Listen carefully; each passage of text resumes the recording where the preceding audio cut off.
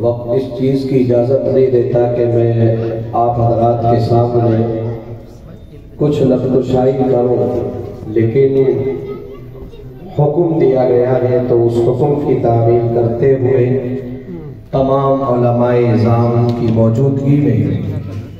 یہ طالب علم آج کے اس عنوان پر ایک دو باتیں آپ کی خدمت میں عرض کرنے کی جسارت کر رہا ہے۔ رب کریم مجھے بھی آپ کو بھی کہنے سننے سے زیادہ عمل کی توفیق عطا فرمائے۔ آج 26 جنوری یوم جمہوریہ کے عنوان پر یہ پروگرام منعقد کیا گیا ہے، اور اس پروگرام میں ماشاءاللہ ہمارے مکتب دارالعلوم عثمان غنی کے بہت سارے طلباء نے، طالبات نے اپنی قیمتی باتوں سے ہم لوگوں کو جو اپنے مافی زمین کو ادا کر کے ہمیں اپنے اور ہم لوگوں کے لیے ایک نیا پیغام دیا ہے، وہ یقیناً قابل تعریف ہے، قابل مبارکبادی کے مستحق ہے۔ جناب قاری ضیاء صاحب جن کی نگرانی میں آج کا یہ پروگرام اور یہ مکتب کا نظام چل رہا ہے، الحمدللہ ثم الحمدللہ بچوں کو دیکھا گیا تو ایک نرالا انداز ان کے اندر پایا گیا، کبھی نعت و نظم کی شکل میں، کبھی تقریر کی شکل میں۔ آج کا ہمارا یہ پروگرام اور جس کی نسبت پر آج ہم یہاں پر جمع ہیں وہ یوم جمہوریہ، جب ملک ہندوستان آزاد ہو گیا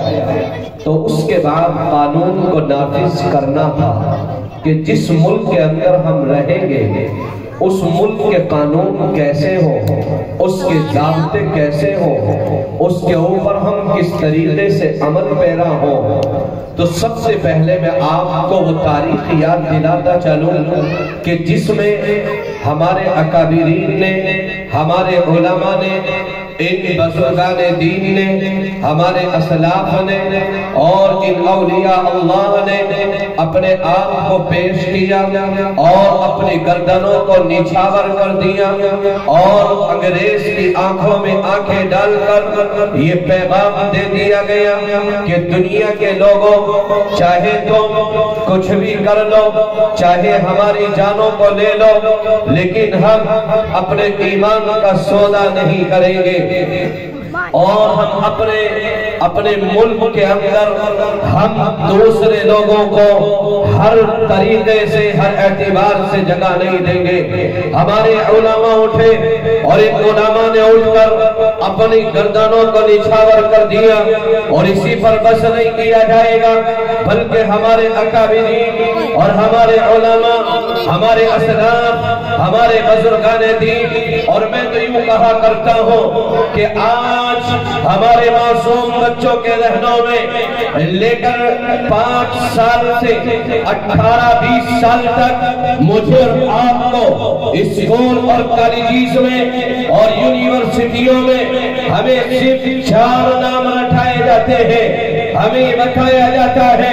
اس ملک ہندوستان کی خاطر مہاتما گاندھی جی نے بہت طریقے سے قربانیاں پیش کی ہیں، سبھاش چندر بوس نے قربانیاں پیش کی ہیں۔ ایک دو اور نام ہمارے معصوم بچوں کے ذہنوں میں فٹ کیے جاتے ہیں۔ میں آپ کو بتا دینا چاہتا ہوں یہ مدارس اسلامیہ اور یہ مکاتب دینیہ اور یہ اولیاء اللہ، یہ بزرگان دین اور یہ علماء کی جماعت، اور اس جماعت نے آگے اٹھ کر یہ مشن بنا دیا اور یہ اعلان جاری کر دیا تھا کہ تقریباً 100 سال تک مسلمانوں کے علاوہ کوئی اس آواز کو اٹھانے والا نہیں تھا، لیکن ان مسلمانوں کا نام ہمارے نام و نشان میں نہیں ہے، ہمارے دل و دماغ میں نہیں ہے۔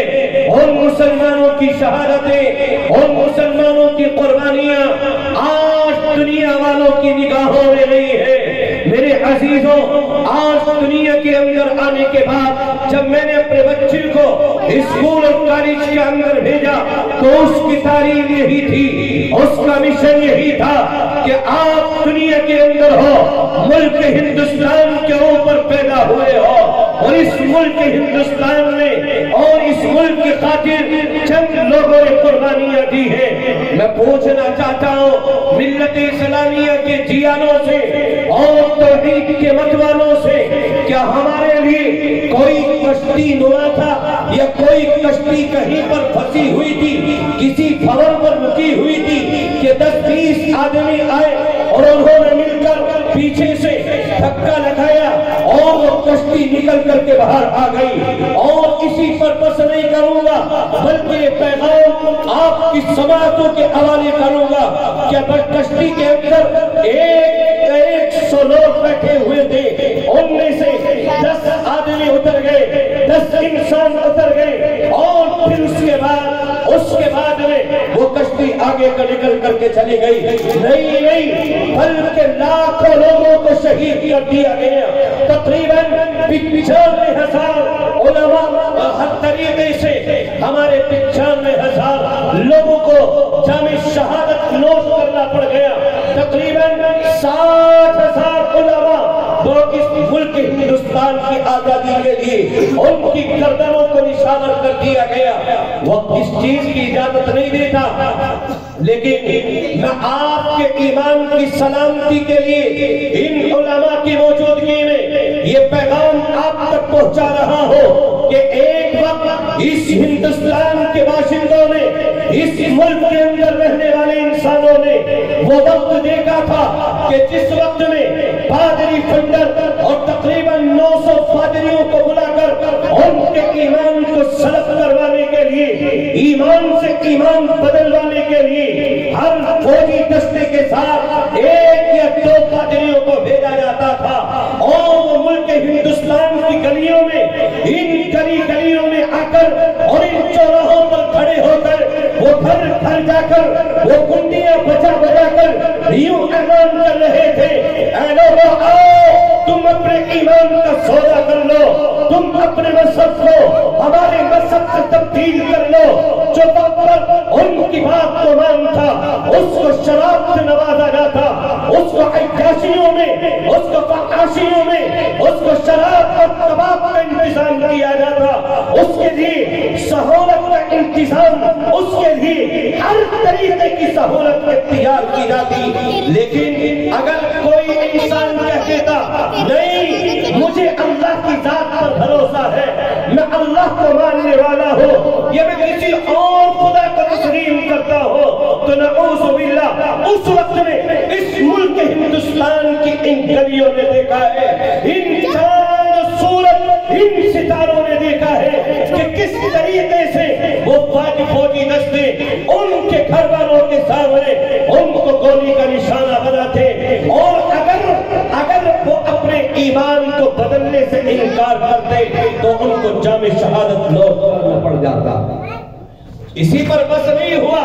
یہ ملک ہندوستان اسی طریقے سے آزاد نہیں ہوا، لیکن کون سنائے، کون بتائے ہمارے نوجوانوں کو یہ نغمات، کون سنائے اپنے اکابرین کے بارے میں، کون بتائے؟ آج معاف کریں میرے نوجوان، معاف کریں ہمارے بڑے لوگ اور معاف کریں ہمارے وہ بچے جو اسکول اور کالجز میں جانے والے ہیں، لیکن جس وقت میں یہ 15 اگست یا 26 جنوری کا موقع آتا ہے تو دیش بھکتی کے گانے اور سنگیت بجانے کے بعد اور ان کے اوپر ڈانس کرنے کے بعد صرف مٹھائی تقسیم کر کے ہمارے بچوں کے ذہنوں میں یہ بات گھر کر گئی ہے اور یہ بات ڈال دی گئی ہے کہ کس ہمارے نوجوان بچے یا ان سے اور بڑے جو ان کا تعلق دنیاوی تعلیم سے صرف ہے، ان کو کوئی کسی سے مطلب نہیں۔ موبائل سسٹم ہے، اس موبائل پر گانے بجا کر رکھ دیے گئے، پورے دن بڑی بڑی کولمیں بج کر ناچ چل رہا ہے، گانے بج رہے ہیں، سسٹم ادھر سے ادھر ہے۔ معلوم کیا جائے کیا ہو رہا ہے تو بتایا جائے گا۔ آج یوم جمہوریہ منا رہے ہیں، کیا یہی جشن ہے کہ یہی جمہوریہ یا یہی یوم جمہوریہ ہے، یہی گنتنتر دیوس ہے؟ کیا ثابت کرنا چاہتے ہیں؟ شریعت مطہرہ کی حدود سے باہر نکل کر کسی بھی چیز کا جشن منانا ان علماء کی موجودگی میں بڑی ذمہ داری کے ساتھ یہ بات عرض کر رہا ہو، شریعت مطہرہ کی حدود سے باہر نکل کر کوئی بھی جشن منانا اس مسلمان کے لیے جائز نہیں ہے۔ لیکن یہ مکتب والے، یہ بیچارے مدرسے والے، یہ قاری ضیاء صاحب جیسے، مولانا اسرار الحق صاحب جیسے، مفتی عثمان صاحب جیسے، یہ مفتی مرسلین صاحب جیسے، مولانا عمر صاحب جیسے، یہ دیگر اکابرین کھڑے ہوتے ہیں اور یہ آپ کو اپنے اکابرین کی یادیں تازہ کراتے ہیں، یہ بتاتے ہیں کس طریقے سے ہمارے اکابرین کو قتل کر دیا گیا تھا، کس طریقے سے پھانسی کے پھندوں پر لٹکا دیا گیا تھا، لیکن ایمان کا سودا نہیں کیا گیا، اپنے ایمان کو ان کے ایمان سے نہیں بدلا گیا۔ تو میں یہی بات اپنے اخیر پیغام کی طرف آپ کو لے کر کے آ رہا ہوں کہ اس ملک ہندوستان میں ایسا اس ہندوستان کی گلیوں میں دیکھا ہے کہ جو اس وقت میں اگر پادریوں کی بات کو مانتا اور ان کے ایمان سے اپنے ایمان کو ملا لیتا تو پھر اس کو شراب سے، کباب سے، راحت سے، سکون سے، اطمینان سے زندگی گزارنے کا موقع دیا جاتا، لیکن اگر کوئی ان کے ایمان سے اپنے ایمان کو نہ بدلتا تو پھر اس کو گولیوں کا نشانہ بنا دیا جاتا۔ میرے عزیزو، یہی وہ پادری فنڈر ہے جس نے دہلی کی جامع مسجد پر کھڑے ہو کر کے اعلان کیا تھا، میرے ایک ہاتھ میں قرآن، ایک ہاتھ میں بائبل، دونوں کو آگ کے حوالے کرتا ہوں، جو بچ جاتا ہے وہ حق پر ہے، جو جل جاتا ہے وہ باطل عقیدے پر ہے۔ مولانا رحمت اللہ علی کیلانوی کون ہے؟ مولانا رحمت اللہ علی کیلانوی ایک مدرسے کے مدرس، ایک امام مسجد کے امام، لیکن ان کے کانوں میں یہ صدا پہنچتی ہے، یہ آواز پہنچتی ہے، کسی مکار اور عیار نے، کسی فحاش اور بدکار نے میرے قرآن کو جھٹلانے کی سازش رچی ہے۔ وہ مولانا رحمت اللہ علی کیلانوی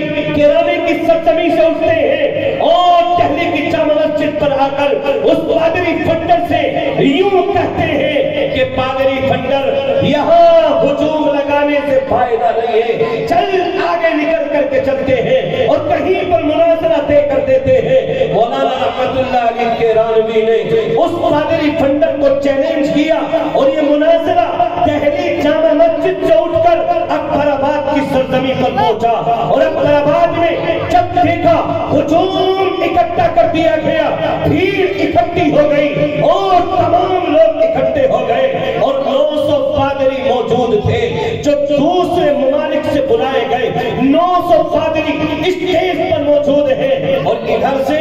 صرف مولانا رحمت اللہ علیہ کیلانوی اور ان کے خادم خاص ڈاکٹر صاحب ان کے ساتھ موجود ہیں۔ یہ دو شخص اس اسٹیج پر پہنچتے ہیں اور جا کر کے کہتے ہیں، پادریوں بتاؤ تمہارا کیا سوال تھا، اس سوال کو دہراؤ۔ وہ سوال کرتا ہے، میرے ایک ہاتھ میں قرآن، ایک ہاتھ میں بائبل، دونوں کو آگ کے حوالے کرتا ہوں، جو بچ گیا وہ حق ہے، جو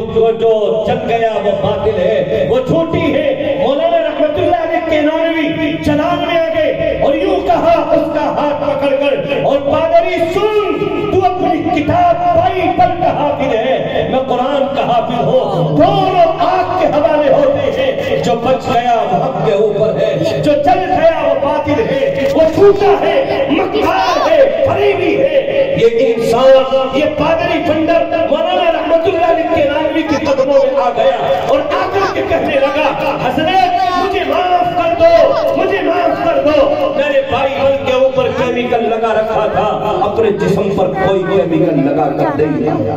یہ ہے وہ اکابرین علماء، آج جن کو دنیا،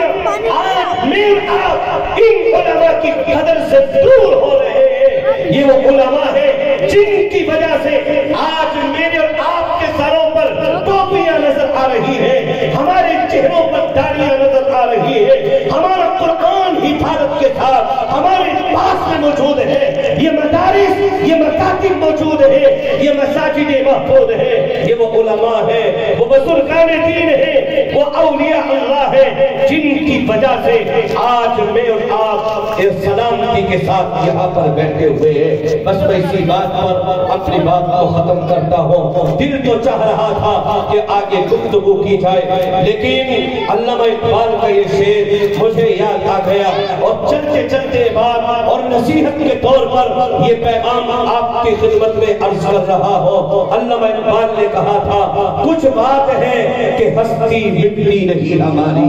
کچھ بات ہے کہ ہستی مٹی نہیں ہماری، صدیوں رہا ہے دشمن دور زماں ہمارا، واخر دعوانا الحمدللہ۔ آئیے حضرات، ماشاءاللہ بہت اچھا بیان حضرت والا نے کیا ہے، اور یقیناً وقت بھی قلیل ہے، ہم بھی صرف اتنا کہنا چاہتے ہیں کہ اپنی تاریخ کو یاد رکھا جائے۔ اگر تاریخ کو یاد نہ رکھا گیا تو تاریخ کے اوراق کو مٹا دیا جائے گا، پھر ہماری کوئی پہچان نہیں ہوگی۔ اور آخر میں اتنا کہتے ہیں کہ غلط الزام ہے ہم پر کہ ہم وفاداری نہیں کرتے، غلط الزام ہے ہم پر کہ ہم وفاداری نہیں کرتے،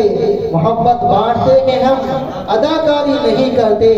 اور برا جب وقت آتا ہے وطن پر اے وطن والوں ہم اپنی جان دے دیتے ہیں، غداری نہیں کرتے۔ آئیے حضرات، ہمارے پروگرام کے بہت